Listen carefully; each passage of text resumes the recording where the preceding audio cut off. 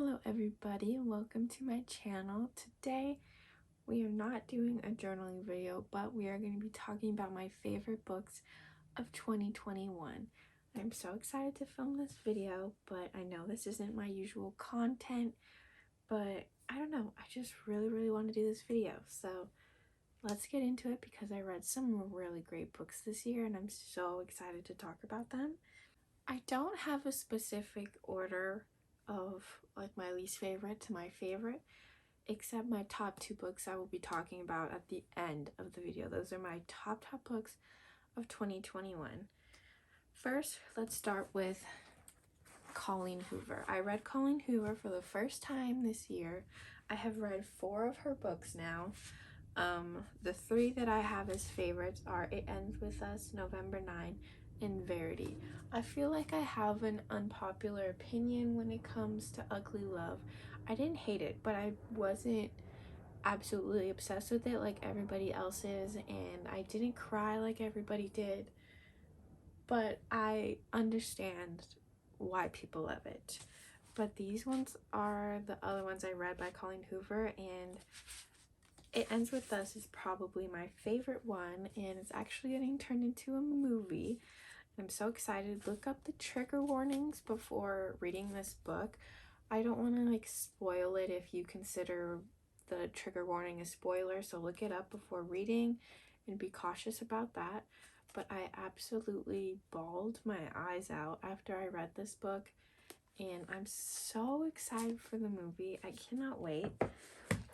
November 9 is about 2 people who meet on November 9th, and they just meet on that day every year, and it's very insta-love, and I feel like this is my only exception when it comes to hating insta-love. I don't know what it was about this book, to be honest. I didn't think I was gonna like it, but it had me crying as well, and I just was not expecting to love it.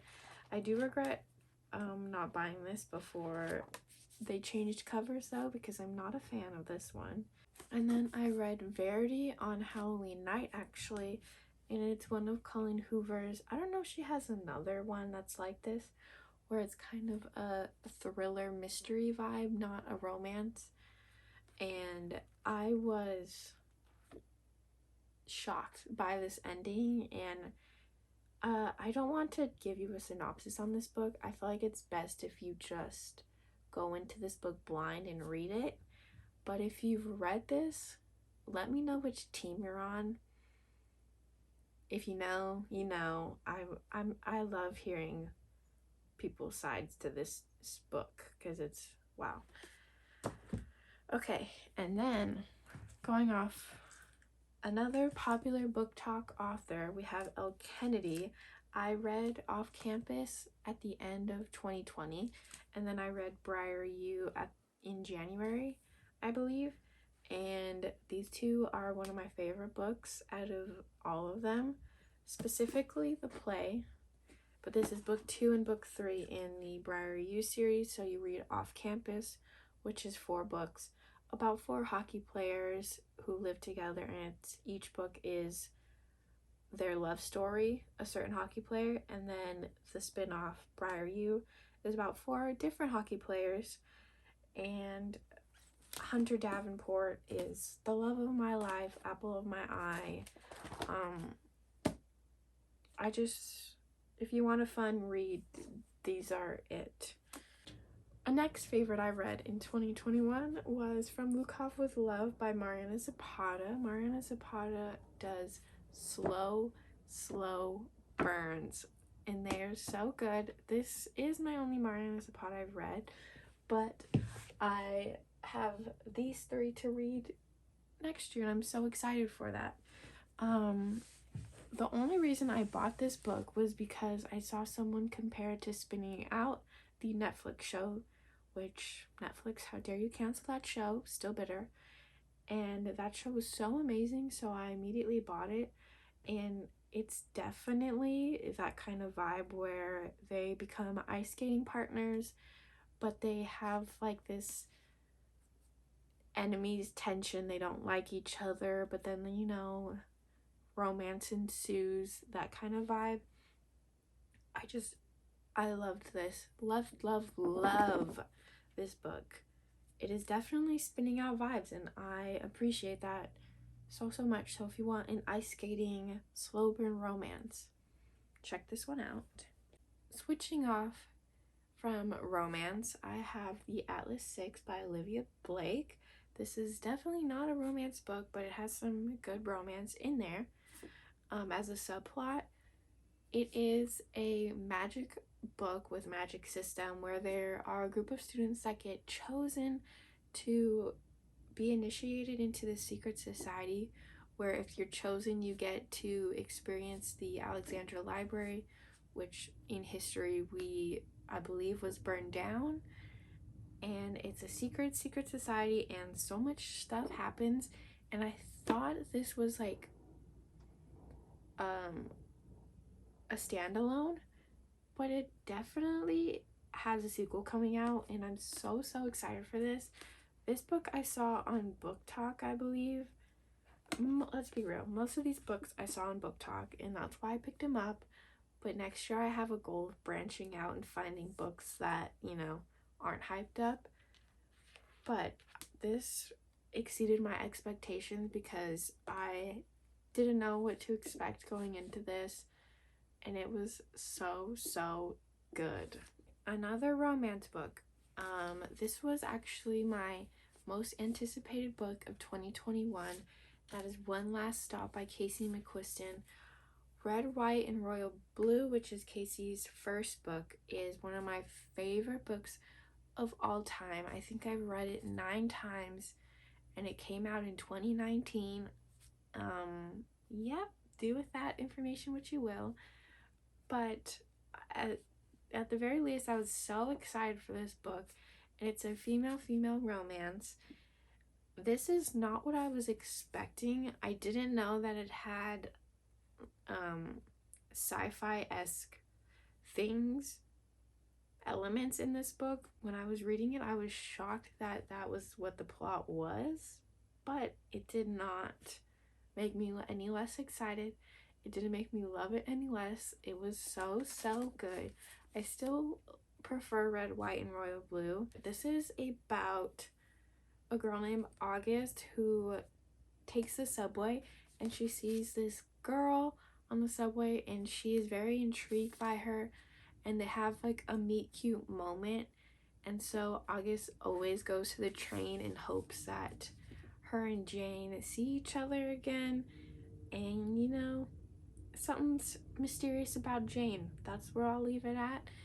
And I loved them. It was so good. I love Casey's writing so much, and I cannot wait for her next book that's coming out in 2022, I think. I hope. The next series that I'm going to talk about, I only have the last 2 books of because I read them on my Kindle, but the author kindly sent me the last 2 books off of my wish list, and it is the Royal Hearts Academy series by Ashley Jade. This series is one of my favorite series now. So many emotions, so many things. So I have Wicked Princess and Broken Kingdom, but the first book is called Cruel Prince, and the second one is called Ruthless Knight. So there are so many good tropes in this series as well. The first book is childhood friends to enemies to lovers, kind of like Punk 57 vibes, but better. The second book is Reformed Player, where the girl makes the guy, you know, not a player anymore, and it's jock and nerd, it's fake dating, excellence.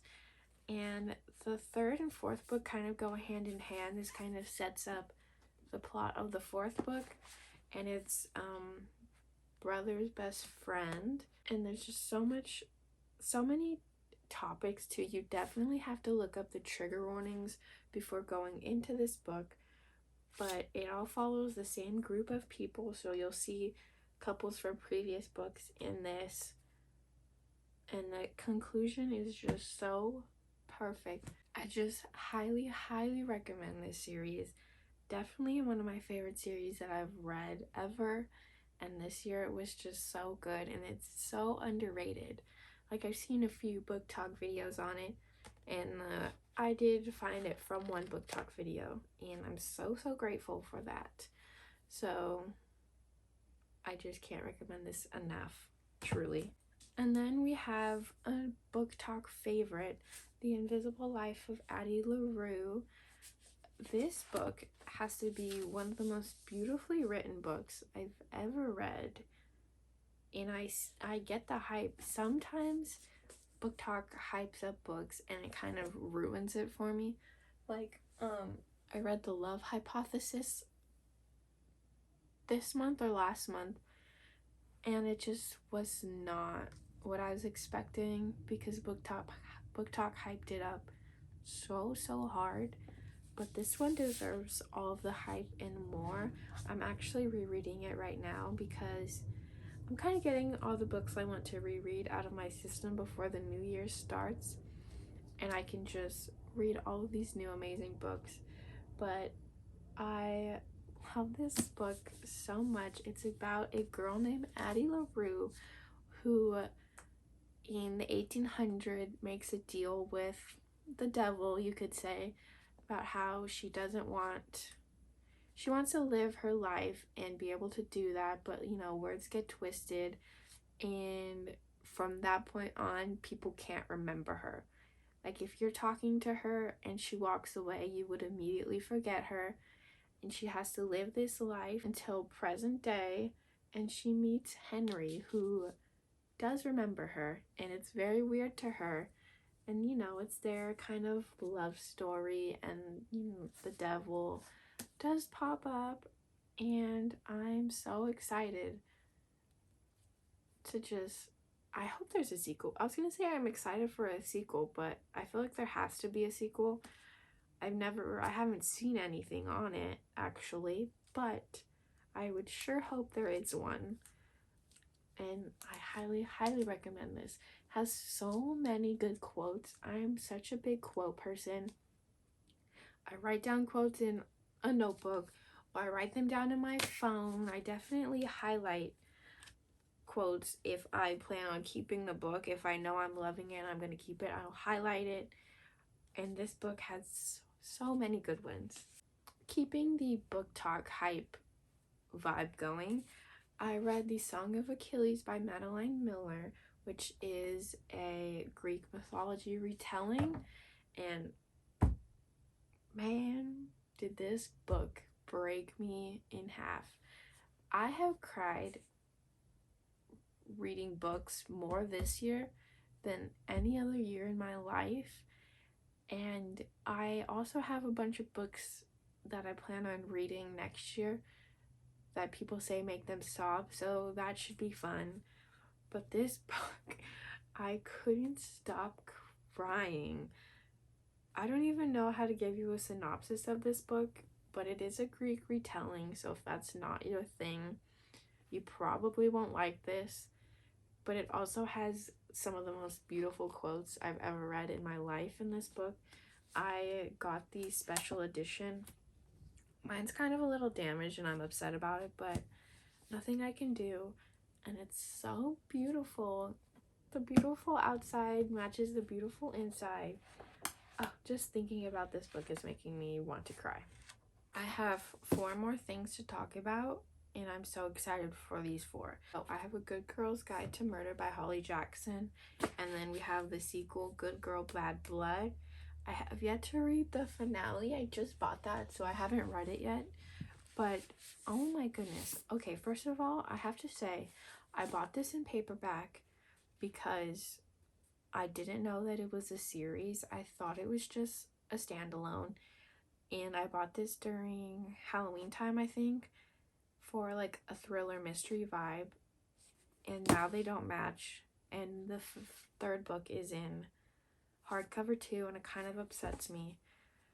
Anyways, this book is about a girl who is doing a school assignment about a murder that happened in her town a few years ago. And she discovers a bunch of new evidence about the case that the police didn't know, and it kind of, leads to an epic conclusion, and I couldn't stop reading this book. The sequel was just as good. It's definitely about a new case, and I'm assuming the third one is too, but I haven't read it yet. And this definitely doesn't go through the second book slump that most series have. It's just as good. And there is a subplot for a romance in this that I live for. And I just highly, highly, highly recommend this series. This book shocked me because I never really seen people talk about it. And I read it, and it was insanely good, and I was so confused on why this isn't hyped on Book Talk, or at least I've never seen it hyped on Book Talk, and I don't know, I just loved it. This series, oh my goodness, the Inheritance Game series by Jennifer Lynn Barnes. The Inheritance Game, I binge read this book. I also made this thing based off of a fan cast my friend created, so when I was reading it I could like go back and I'm like, oh yep, that's who I picture. And I just love this. It's definitely described as YA Knives Out, and if you've seen Knives Out, it's definitely that vibe where this girl gets an inheritance from a man that she's never met, and she kind of has to find clues and figure out why she was left this inheritance. And along with that, she moves into the house with the Hawthorne family and the Hawthorne brothers. Yeah, the Hawthorne brothers, which, I mean, are the best thing ever. If you're wondering, there is kind of a love triangle vibe happening in this series. I cannot wait for the third one. But if you're wondering my team, I am Team Grayson, and I picture Grayson to be Drew Starkey, so it makes me even more Team Grayson. I love this book. The second one I did really like the second one, but it definitely was not as good as The Inheritance Game. This book hit different, and yeah, I feel like the conclusion is going to be all sorts of epic, so I cannot wait for that one. And I mean, the covers. Now we are down to my last two favorite books of 2021, which are my top 2 books of the year, without a doubt. So, I will talk about the standalone book first, Normal People by Sally Rooney. This isn't some indie book that no one's ever heard of, very popular. There is a Hulu show based off of this book, and it is one of the best adaptations I have ever seen. It is Hunger Games Catching Fire level good, if you know what I mean. And I am so grateful for that, because I read this book and I was mind blown. First of all, I didn't know if I was gonna like it. I don't know, I just got the vibe that maybe it wasn't gonna be for me because I've heard mixed reviews on it. And there are no quotations in this book. There are none. And, you know, it did take me a second to get used to that, but then I didn't even notice once I was reading it. But I have never felt so seen than from these two characters, and it was blowing my mind. I cried several times because it kind of just felt like Sally Rooney took the thoughts out of my head and put them into this novel, and it was an experience. It's about Marianne and Connell, who are in high school. Connell is a jock, very popular, and Marianne is considered the weird girl. She doesn't have any friends, and they kind of have this relationship in secret, and it's just their love story, but it's one of the most realistic love stories that I've ever read about. It's not, you know, these rom-coms that are not going to happen most likely in your life. But this book was so good, and it has one of my favorite quotes that I probably ever read right here. I'm not a religious person, but I do sometimes think God made you for me. I mean, come on now. That's just too much. Read this book within 2 days, and then I binged the show on Hulu, and so many tears, so many thoughts. I just love them. I even made a sticker about them in my Etsy shop. Oh my god. So my top favorite of 2021, probably of my life, it's up there with Harry Potter and Six of Crows, which is saying something. The Addicted series by Chris and Becca Ritchie. Well, the Addicted / Calloway Sisters series. Oh my gosh, I read this series in April / May, and I've thought of nothing else. If you don't know what this series is about, I kind of see it as Gossip Girl-esque vibes, in the sense that the kids are in the spotlight just because their parents are rich, and this series the parents are rich because he created some very famous businesses. So the Addicted / Calloway Sisters series, you have to read them in a specific order where they intertwine, but it's just the best thing ever. I have to be honest, when I was reading this for the first time, the first 2 books didn't quite hit it for me.